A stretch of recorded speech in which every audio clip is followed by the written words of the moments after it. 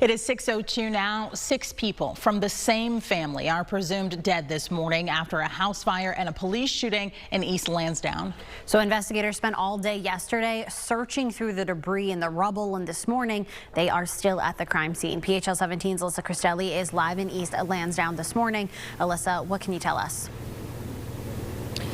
Yeah, guys, good morning. Well, this has really rocked the neighborhood. Neighbors say, we know this is an active crime scene and police have had it locked down here since Wednesday. As we'll show you right behind us here, we see emergency services vehicles and a police vehicle where that house once was. Yesterday, as investigators sorted through that debris, they tell us they found human remains inside the home. They say the home belonged to the Lee family, and 6 people from that family are presumed dead this morning, including the alleged shooter.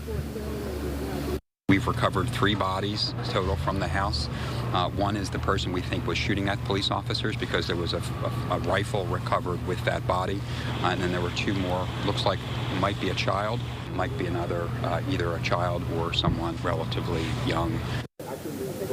Well, the Inquirer says Zong Lee, his wife Brittany McLaughlin Lee, and the couple's 3 children lived inside that home on Lewis Avenue, and this morning they are all presumed dead. Now, police believe 43-year-old Canh Lee was the alleged shooter that opened fire on police Wednesday in East Lansdowne after responding to reports that Lee shot at his niece. Now, 2 of those officers were injured. Then the home burst into flames, burning for close to an hour before firefighters were able to put the fire out. Now, the Inquirer reports that family members identified Lee as the shooter, saying he lived at the home with his younger brother, sister-in-law, and their children. The family says they didn't make it out.